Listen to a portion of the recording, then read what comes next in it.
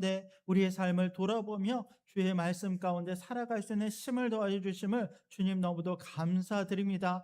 주신 말씀 붙잡는 우리가 되게 하시고 더욱더 결단하는 우리가 되게 하시고 주와 동행하며 하나님 주신 이 삶을 살아가는 우리가 되게 하여 주시옵소서. 각 자리 각 처소에서 예배드리는 모든 이들을 축복하시고 인도하시고 함께하여 주시옵소서. 주님 모든 것을 감사드리오며 오직 살아야만 하신 예수님의 이름으로 간절히 기도드립니다. 아멘. 우리 옆 사람과 인사 나누도록 하겠습니다. 사랑합니다. 축복합니다. 사랑합니다. 축복합니다. 감사합니다. 오늘 우리가 함께 마태복음 6장의 말씀을 함께 나누려고 합니다.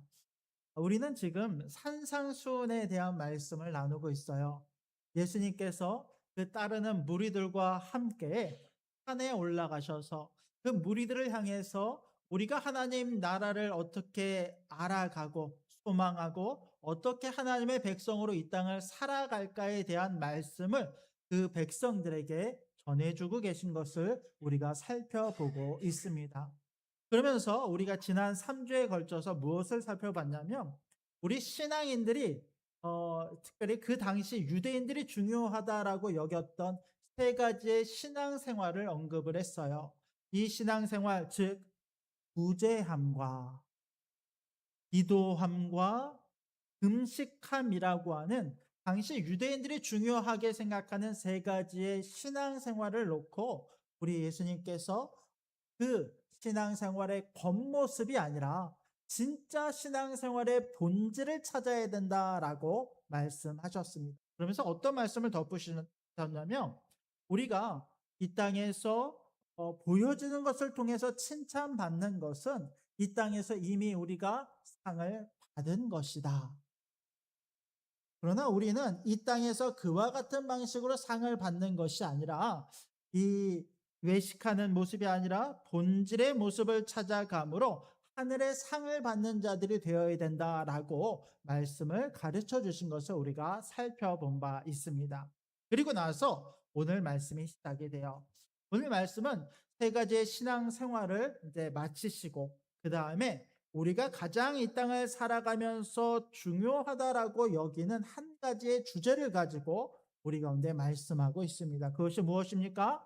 바로 돈, 재물, 보물에 관한. 그런데 오늘 말씀을 보면 좀 재미있어요. 우리 19절 말씀 같이 한번 읽어봅시다. 19절입니다. 시작. 너희를 위하여 동록이 해하며 도둑이 구멍을 뚫고 도둑질 하느니라. 자, 너희를 위하여 무엇을 무엇을 보물을 어디에 쌓아두지 말라? 땅에 쌓아두지 말라. 근데 여러분 오늘 말씀을 보면 돈을 땅에 쌓아두지 말라라고 표현하지 않고 무엇을 쌓아두지 말라라고 표현합니까? 보물이라는 표현을 사용. 왜 보물이라는 표현을 예수님 사용하셨어요? 이런 의미입니다. 돈이라고 만약에 예수님이 말씀하셨다면 아마 이것을 듣는 이 유대인들은 이렇게 생각을 했을 거예요. 아, 예수님이 돈에 대해 말씀하시는구나. 내 주머니 속에 있는 동전을 생각하면서 아, 이 동전을 땅에 쌓아두지 말라고 말씀하시는구나라고 이해를 했을 거예요. 그런데 오늘 예수님은 돈이 아니라 보물이라고 하는 표현을 사용하세요. 여기서 말하는 보물이라고 하는 것은 그 당시에 사람들이 가치 있다고 여겨지는 모든 것들을 다 의미합니다.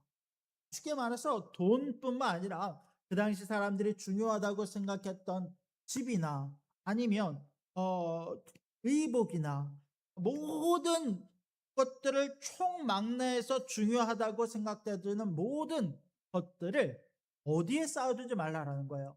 땅에 쌓아두지 말라라는 거예요. 앞서서 사람들이 외식하는 모습으로 사람들에게 보이기 위해서 사람들에게 인정받기 위해서 신앙생활을 했던 것처럼 사람들은요 사람들에게 인정받는 즉 땅에 쌓아두는 것으로 자신의 이 가치를 인정받고 싶어하고 안정된 삶을 살아가기를 원해요. 여러분 우리도 그렇습니다. 여러분 우리도 많은 사람들이 땅에 그 보물을 쌓아두기 위해서 살아가요.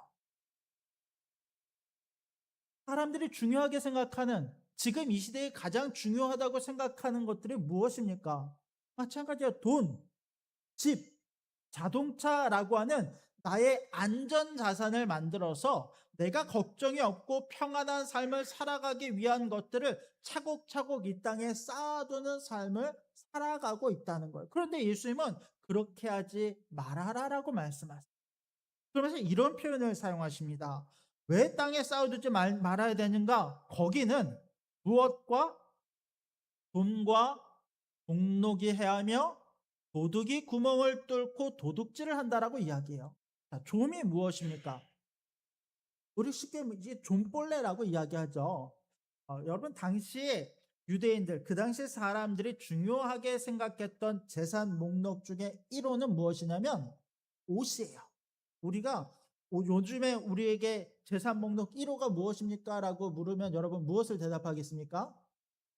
뭐 집, 자동차 아니면 핸드폰, 아이들 같은 경우는 핸드폰 이런 것들이 내 재산에 있어서 가장 중요하게 생각하는 것처럼 여러분 그 당시에는 어떤 뭐 핸드폰이 있었던 게 아니잖아요. 어떤 쌓아둘 수 있는 어떤 은행이 있는 게 아니에요. 그러니까 사람들이 어떻게 하냐면 돈을 모으거나 아니면 자신이 가장 가치 있다고 여겨지는 의복, 옷을 갖다가 비싼 옷들, 좋은 옷감의 옷들을 모으기 시작했어요.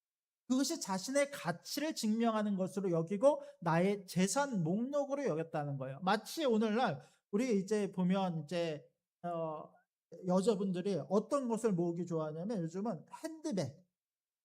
사실 핸드백은 그냥 가방일 뿐이잖아요. 근데 그 가방에 가치를 두기 시작하고 그 가치를 나의 재산 목록으로 삼기 시작하면서 그것들을 하나 모으고 남자들 같은 경우는 좋은 신발이나 좋은 시계들을 모으는 것처럼 그 당시 사람들은요.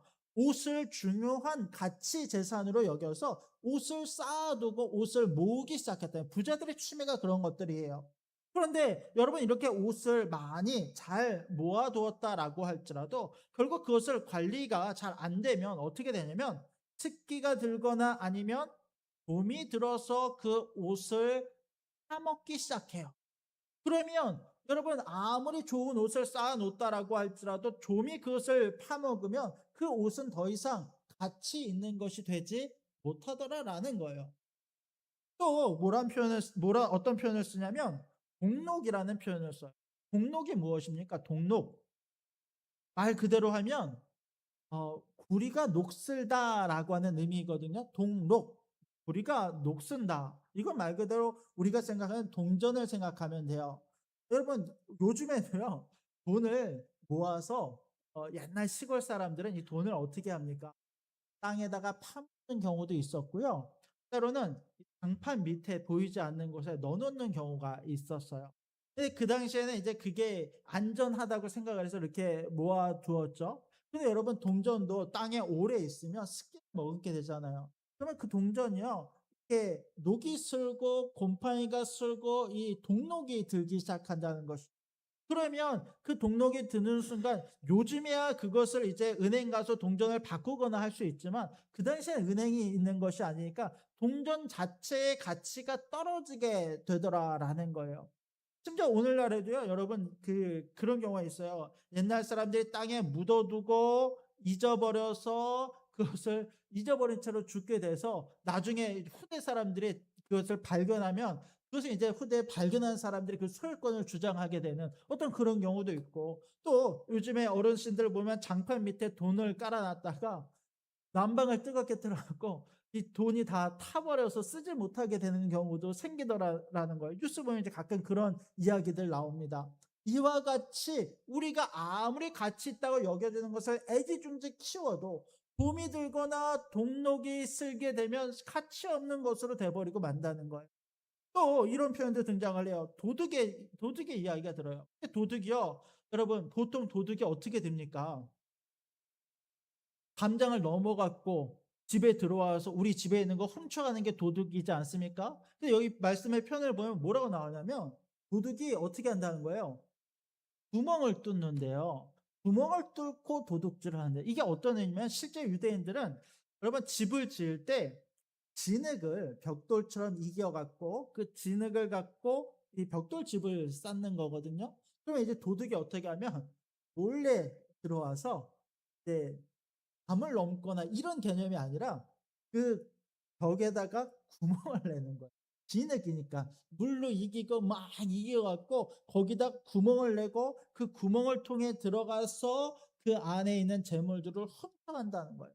아무리 안전하다고 여겨지는 이 땅의 안전한 집, 나의 자산이라고 할지라도 그 안에 도둑이 들어와 그것을 훔쳐간다라고 한다면 우리가 애지중지 모은 것이 과연 무슨 소용이 있느냐라는 것입니다. 그러면서 20절은 이렇게 말씀 같이 한번 읽을까요? 시작.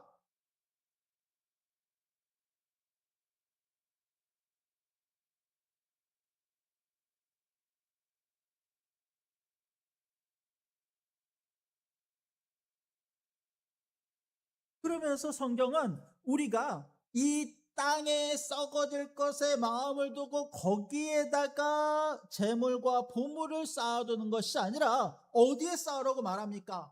하늘에 쌓으라는 거예요. 하늘에 쌓게 되면 그 무엇도 그것을 해할 수 없는, 그건 하나님께 맡긴 바 되었기 때문에 누구도 그것을 해할 수 없는 것이니 하늘에 쌓으라라고 말씀하고 있어요. 그런데 하늘에 쌓는 이유가 무엇이에요? 누구를 위해서?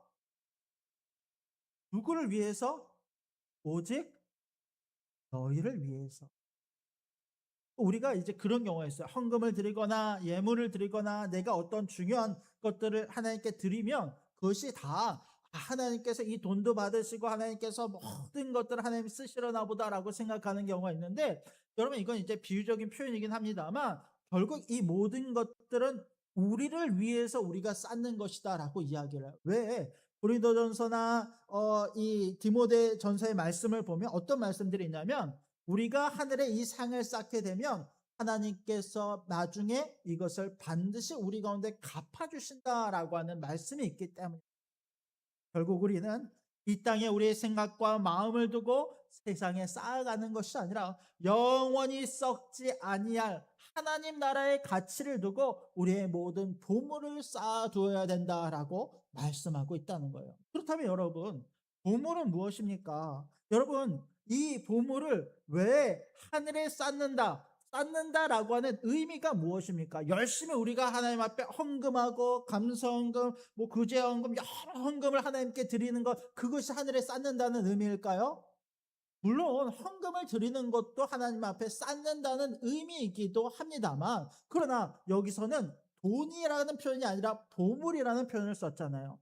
다르게 이야기하면 우리가 가치 있다고 여겨지는 모든 것들, 내가 하나님 앞에 드릴 수 있는 모든 것들, 나의 젊음과 심과 열정과 생명을 다해서 내가 할 수 있는 모든 것을 하나님께 쌓아두라라는 거예요.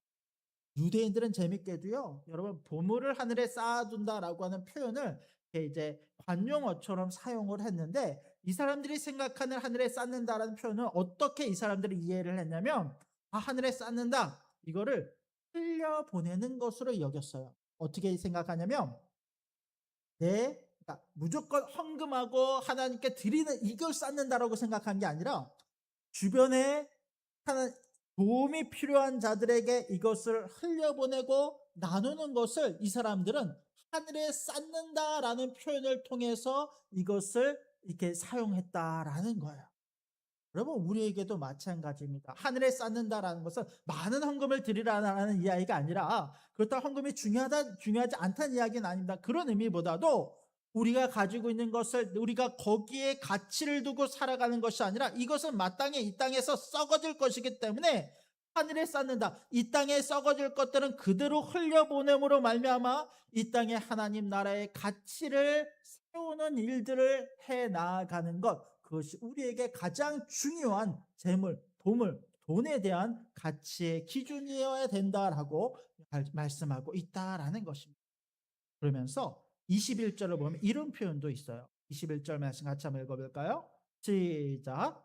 내 보물이 있는 그곳에는 내 마음도 있느니라. 그러면 이게 우리가 많이 익히 알고 있는 말씀인데 가만히 한번 생각을 해 보세요. 내 보물이 있는 그곳에 너의 마음이 있다. 보통 우리는 뭐라고 표현을 하냐면 야, 네 마음이 있는 곳에 돈을 쓰게 돼 있어. 네 마음이 있는 곳에 재물을 쓰게 돼 있어라고 우리는 보통 이렇게 표현을 하거든요. 근데 예수님은 그 반대로 이야기하세요. 내 보물이 있는 곳에 너의 마음이 있다라는 표현을 사용하세요. 이게 어떤 점에서 다르냐면 여러분 요즘 이제 회사 다니는 사람들은 점심시간만 되면 그 화장실이 꽉 찬다고 해요. 왜 그런지 아세요? 먹었으니까 이렇게 배출하기 위해서 화장실을 쓰는 게 아니라 왜 화장실에 나오지 않고 있냐면 주식 보느라. 회사에서 일을 하기는 하지만 그 마음은 어디로 가 있냐면 주식에 가 있는 거예요. 이 주식에 내 돈이 들어가 있어. 내 보물이 들어가 있어. 보물이 있으니까 내 마음도 거기 있어요. 딴 거에 이렇게 손이 잡히는 게 아니라 이 주식 차트가 오르고 내리는 거에 내 마음을 쓰면서 마음이 속상해하고 슬퍼하고 아파하면서 온 신경이 거기에 들어가 있는 거예요. 즉 보물이 있는 곳에 너의 마음이 있다라고 하는 것이 바로 이런 표현이라는 거예요. 그렇다면 여러분 우리의 보물은 어디에 쌓여야 되냐면 세상에 우리의 보물 딱 쌓아두면요 집이라고 하는 내 보물 아니면 어떤 이 세상에 어떤 가치에 내 보물을 두게 되면 내 마음은 계속 거기로 가고 향해 있어요. 그러나 내 보물을 하늘에 쌓게 되면 그때는 나의 마음이 하늘을 향해서 나아가게 된다라고 이 재물의 본질을 예수님께서 꿰뚫고 그대로 말씀합니다. 그러면서 우리 24절 말씀을 같이 한번 24절입니다. 시작. 한 사람이 두 주인을 섬기지 못할 것이니 혹 이를 미워하고 저를 사랑하거나 혹 이를 중히 여기고 저를 경히 여김이라. 너희가 하나님과 재물을 겸하여 섬기지 못하느니라 라고 되어 있어요. 여기서 이제 표현이 이렇습니다. 그렇다면 목사님 하늘에도 쌓고 나에게도 쌓고 적당히 쌓아가면서 이렇게 서로 윈윈하면 좋은 것 아닌가요?라고 우리가 생각할 수 있어요. 그러나 성경은 뭐라고 이야기하면 예수는 뭐라고 말씀하시냐면 한 사람이 두 주인을 섬기지 못한다라고 말씀하세요. 여기서 말하는 이 섬기다라고 하는 표현은요. 노예가 주인을 섬길 때 사용하는 단어들이거든요. 다르게 말하면 여기서 말하는 한 사람은 노예예요. 노예가 두 주인을 섬기지 못해요. 내가 그렇습니다만 여기도 주인이 있고 저기도 주인이 있고 이런 상황은 발생하지 않아요. 반드시 한 주인을 섬기고 한 주인에게 충성하는 것이 종의 본분이고 종의 마음일 수밖에 없어요. 그러나 우리는 재물과 하나님을 겸하여 섬기려고 하는데 그럴 수가 없다는 거예요. 재밌는 건 뭐냐면 여기서는요. 보물이나 돈이라는 표현 대신에 무슨 표현을 사용합니까? 잠깐만. 돈이 아니에요. 보물이 아니에요. 무엇을 표현합니까? 재물이라고 표현. 근데 여기서 나오는 재물은 어떤 표현이냐면 헬라어로 그대로 사용할 때 맘몬이라고 하는 단어를 재물이라는 단어로 치환해서 사용을 했어요. 다르게 이야기하면 이 재물이라는 것은 단지 돈과 하나님을 겸하여 섬기지 못한다는 의미가 아니라 우상숭배처럼 내 어떤 가치의 중심을 돈에 두고 그것을 인격적으로 여기면서 사랑하고 섬기고 애지중지하고 모든 내 것들을 쏟아붓는 그와 같은 만몬과 같은 재물과 하나님을 범하여 섬길 수 없다라는 거예요. 여러분 돈은요 그 자체가 악한 것이 아니에요. 돈은 그 자체가 나쁜 것이 아니에요.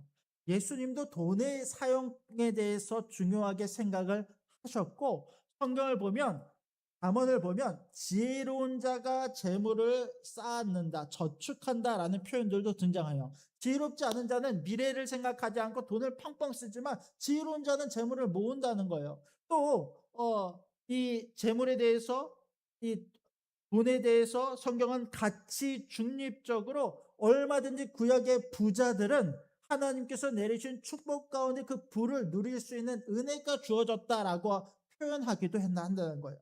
그런데 오늘 말하는 재물이라고 하는 것은, 돈이라고 하는 것은 마치 그냥 눈에 보이는 어떤 돈을 저축하지 말라라고 하는 의미가 아니라, 우리가 마치 만문, 우상처럼 우리의 가치와 생각과 마음을 다 두고 그것이 마치 하나님과 동등하거나 하나님보다 우위에 있는 것처럼 여기면서 그것을 섬기는 이 땅의 사람들과 똑같은 삶을 살아가지 말아라라고 우리 가운데 말하고 있다라는 것입니다. 그러면 우리가 이런 질문이 들어요. 아니 목사님, 근데요, 저는 돈이 없는데요. 하늘에 쌓을 것은 그렇다 치고 나는 내가 사용할 돈도 없는데요. 우리 그렇잖아요. 사실 여윳돈 있는 사람이 얼마나 되겠어요. 그냥 한 달 한 달 그냥 이제 빚지지 않고 살면 다행일 정도로 그냥 겨우겨우 살아내는 것이 우리 서민들의 일상의 삶이지 않습니까? 참 어렵게 살잖아요. 요즘 물가도 오르고 집값도 하늘을 뚫고 있고, 뭘 하나 하려고 해도 이렇게 쉽게 할 수 없는 어떤 돈에 대한 어려움이 우리 가운데 있지 않습니까? 그런데 이런 우리를 위해서 성경은 또 뭐라고 말씀하냐면 이렇게 말해요. 야, 너희가 돈이 없다고, 하늘에 쌓을 것도 없다고 이야기하지 마라. 왜? 자, 너희가 먹을 것, 입을 것. 자, 그것을 이제 어떻게 표현하냐면, 자, 25절 말씀을 같이 한번 읽읍시다. 25절. 시작.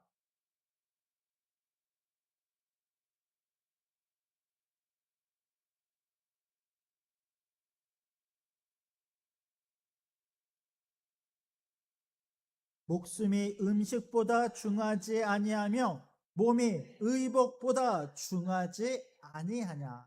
거기서 나온 말씀이 이 말씀.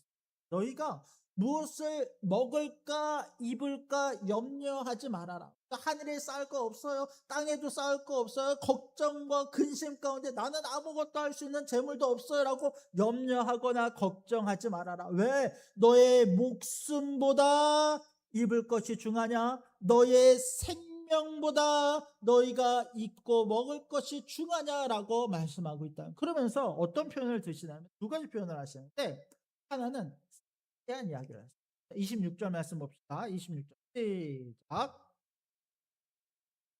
심지도 아니하고 거두지도 않고 창고에 모아들이지도 아니하되 너희 하늘 아버지께서 기르시나니 너희는 이것들보다 귀하지 아니하냐. 이게 우리가 참 많이 들어서 알고 있는 말씀이지만, 우리가 일상 속에서 삶을 살아가다가 잠깐 삶을 잠깐 멈추고 우리가 주변을 한번 둘러보는 지혜가 있었습니다. 그러면 그곳 가운데 하나님께서 숨겨놓으신 하나님의 신비가 보이기 시작하거든요. 하늘에 어느 날 제가 그 놀이터 의자에 가만히 앉아서 이렇게 은의 의자에 앉아서 이제 주변을 탁 둘러보는데, 야, 하늘에부터 소리를 나더니 앞으로 탁 와서 한 두 마리가 탁 가더니 그 놀이터의 모래밭에 그 모래를 막 떠요. 그 안에 뭐 음식이 있어요, 뭐가 있어요, 막 떠요. 근데 그것을 보면서 이 말씀이 딱 생각이 나요. 공중에 나는 새. 여기서 이제 공중에 나는 새라고 표현했지만 실제로 어떤 의미냐면 공중을 나는 이름 없는 새. 그러니까 이 땅에 누가 봐도 중요하다고 생각되지 않는 저 작은 새도요, 가만히 보면 수고도 하지 않아고 자기가 무엇을 막 하지도 않는 것 같은데, 다만 그곳에서 뭐 심지도 아니하고 거두지도 아니하고 창고에 모아들이지도 않고 하루하루를 사는 것 같지만 그 새들이요, 하나님께서 기르시고 하나님께서 그 새들을 먹이시더라는 거예요. 맞구나. 하나님이 창조하신 모든 소유물을 하나님께서 그냥 두시는 것이 아니라 저 공중의 작은 새 한 마리까지도 하나님께서 먹이시고 기르시는구나. 하물며 저 공중에 이름 없는 새보다 중요한 우리들을 하나님께서 먹이시지 아니하시겠느냐. 27절을 보면 또 이런 표현도 등장해요.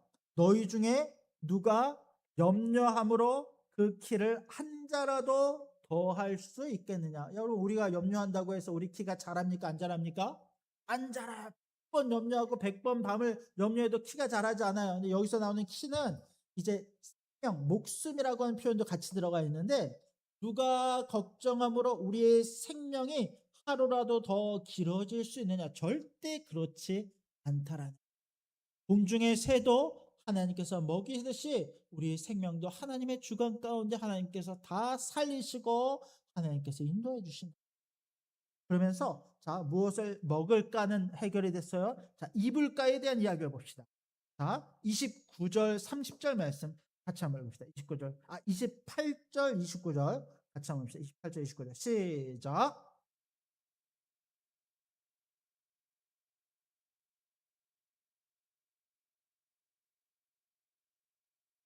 수고도 아니하고 길쌈도 아니하느니라. 그러나 내가 너에게 말하노니 솔로몬의 모든 영광으로도 입은 것이 이 꽃 하나만 갖지 못하였느니라. 야, 너희가 입을 것을 위해서 걱정하느냐? 근데 생각해봐라. 저 들의 백합화가, 우리가 보면 이제 들의 백합화, 아름다운 꽃을 생각하지만요, 실제로는요 들의 백합화, 이름 없이 자라는 꽃 한 송이를 생각해봐라. 저 들의 백합화가 수고도 아니하고 길쌈도 아니하느니라. 그럼 길쌈이 뭡니까? 맞아요.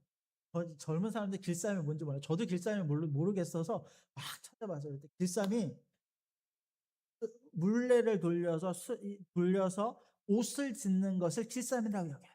근데 꽃 한 송이가 길쌈도 하지 아니하고 수고도 하지 아니하는데 그 꽃 한 송이가 세상에나 사람의 모든 영광과 부를 소유했다고 여겨지는 솔로몬이, 성경을 보면 그가 입은 옷의 화려함에 대해서 이야기하는데 그 화려하고 아름답고 빛나는 보소로 박혀 있는 옷을 입었던 솔로몬의 영광스러운 옷보다 그 하나님께서 기르시는 들의 백합화, 이름 없는 꽃 한 송이가 더 영광스럽고 아름답지.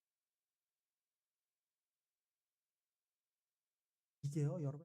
요즘 우리들은요, 소설도 많이 읽고 이게 자주 표현되어지는 어떤 표현 중에 하나거든요. 이게 백합화, 아름다운 꽃 한 송이 아름다움. 요즘은 이런 것들이 굉장히 강조되어졌기 때문에 익숙해, 이런 표현들. 근데 그 당시 사람들을 생각해요. 그 당시 사람들은 모든 것이 눈에 보이는 게 최고예요. 우리가 앞서 이제 눈에 대한 말씀 두 구절을 빼놓고 그건 이제 살펴보지 않았습니다만, 눈에 보이는 게 최고예요. 눈에 보이는 영광이 최고예요. 그 사람들은 눈에 보이는 솔로몬의 성전이 최고고 솔로몬 옷이 입었던 그 옷이 최고라며 생각하던 사람들이에요. 그 사람들은 비유적인 표현이나 이런 것들 우리처럼 익숙한 세대가 아니에요. 그런데 그 사람들에게 하는 말씀이 이 우리가 입은 가장 아름다운 옷보다 그래 자라는 백합화 한 송이, 그것이 더 얼마나 아름답지 않냐. 그제서야 사람들의 생각하는 것 딱 머리를 치면서 정말 그러네. 저 꽃을 보았더니 솔로몬의 아름다운 영광보다 저 꽃 한 송이가 자라는 신비함과 하나님의 손길과 그분의 숨결이 저 꽃 한 송이를 통해 느껴지고 누려질 때에 그 아름다움은 말로 향할 수 없는 은혜가 그 가운데. 30절 보면 이렇게 말씀합니다. 오늘 있다가 내일 아궁이에 던져지는 들풀 하나도 하나님께서 이렇게 너희일까 보냐? 믿음이 이 땅에서 무엇을 먹을까 입을까를 고민하며 염려하는 것이 아니라 그것을 하나님께 맡길 때 하나님께서 가장 필요한 것들을 우리 가운데 공급하시고 은혜를 베풀어 주신다라고 성경은 약속하고 있다라는 것입니다. 그러면 31절 32절은 이렇게 같이 한번 읽겠습니다. 시작. 그러므로 염려하여 이르기를 무엇을 먹을까 무엇을 마실까 무엇을 입을까 하지 말라. 이는 다 이방인들이 구하는 것이라. 너희 하늘 아버지께서 이 모든 것이 너희에게 있어야 할 줄을 아시느니라. 35절도 한번 볼까요? 34절 시작. 그러므로 내일을 위하여 염려하지 말라. 내일 일은 내일이 염려할 것이요 한날의 괴로움은 그날로 족하니. 염려함이 우리를 자라게 할 수도 없고 우리를 망하게 할 수도 없고, 그 염려는 그냥 걱정으로 나를 괴롭게 하고 힘들게 할 뿐이지, 오직 나는 하나님께서 나를 입히시고 기르시는 분이심을 믿고 그분 안에 믿음으로 살아갈 때 이 모든 것을 채우는 은혜를 경험하는 우리가 되기를 원합니다. 그래서 마지막으로 우리 33절 말씀 우리 한번 같이, 33절입니다. 오늘 말씀의 결론입니다. 시작.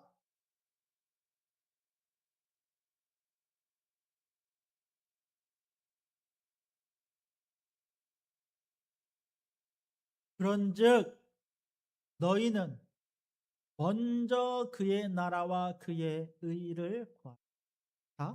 오늘 우리가 말씀을 살펴봤는데 이 말씀을 보면서 어떤 사람들은 또 이렇게 생각하는 사람들, 그러면 우리가 걱정을 하지 말아야 되니 안 해도 되니까, 믿음 있는 사람들은 아무것도 안 해도 하나님께서 알아서 다 채우시는 거 아니야?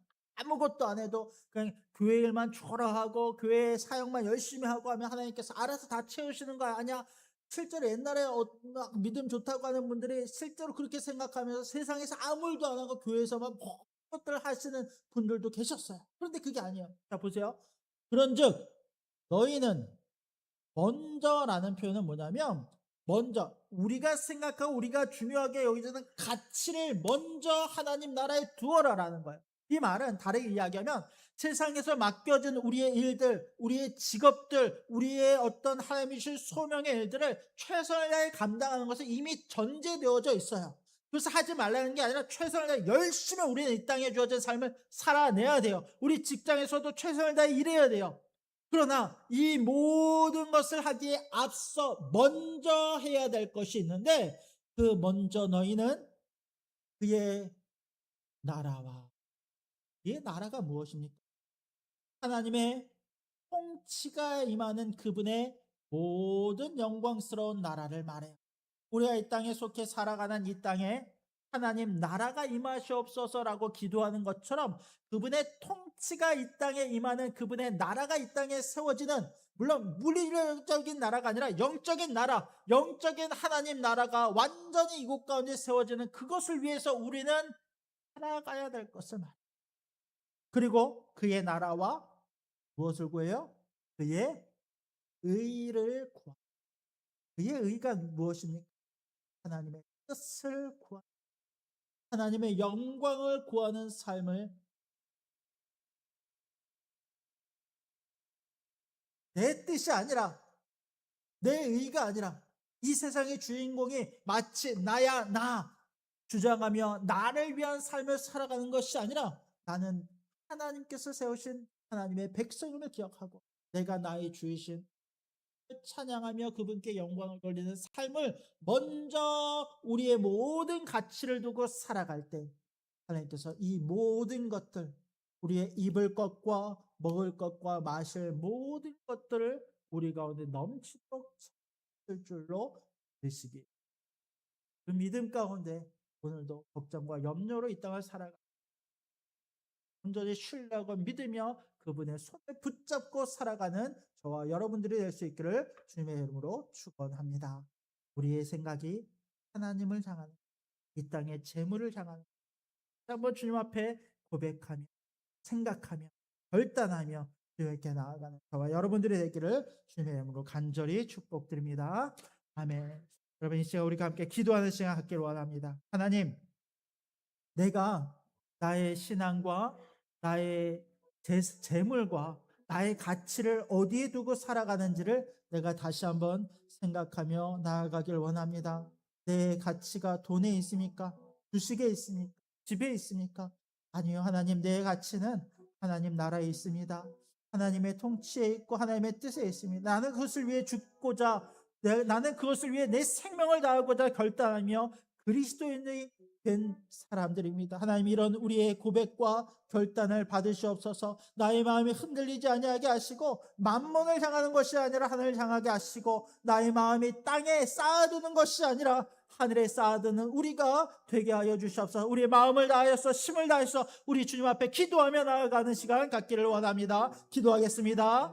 하나님 감사합니다. 하나님 이 시간 우리의 마음을 만져주시길 원합니다. 내 영혼이 하나님 영원한 것들을 바라보며 영원한 것들을 소망하며 살아가길 원합니다. 아버지 하나님 나의 모든 심령을 붙잡으시고 인도하여 주시옵소서. 내 입술과 내 마음과 내 눈과 내 삶의 모든 것들을 하나님 돌아봐 주셔서 하나님 오직 하나님의 영광을 놓고 아버지 이 땅을 살아가는 우리가 되게 하여 주시옵소서. 주님 나는 작은 자니이다. 주님 나는 부족한 자니이다. 나는 어리석은 자니이다. 나는 아버지 주여 이 땅의 모든 썩어질 것들을 놓고 나의 생명을 하는 나들 되지 아니하게 하시고 오직 썩지 아니할 것 하늘의 상급을 쌓아두며 하나님 나라의 일을 위하여 생명을 위하여 살아가는 우리가 되게 하여 주시옵소서. 하나님 우리가 돈을 버는 이유가 무엇입니까? 우리가 이 땅을 아버지 중요하게 생각하며 살아가는 이유가 무엇입니까? 오직 하나님의 영광을 위하여 살아가길 원합니다. 하나님의 뜻을 위하여 살아가길 원합니다. 우리의 마음을 붙잡아 주시옵소서. 우리의 생명을 붙잡아 주시옵소서. 우리가 하나님 주님 앞에 모든 것을 다하여 우리의 가치를 두고 살아가는 우리가 되게 하여 주시옵소서. 주님 아버지 우리의 모든 아버지 만족이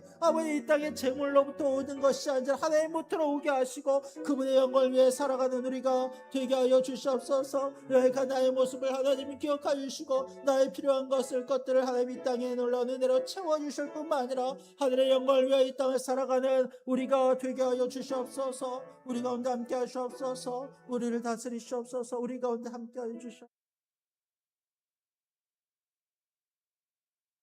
하나님 감사합니다.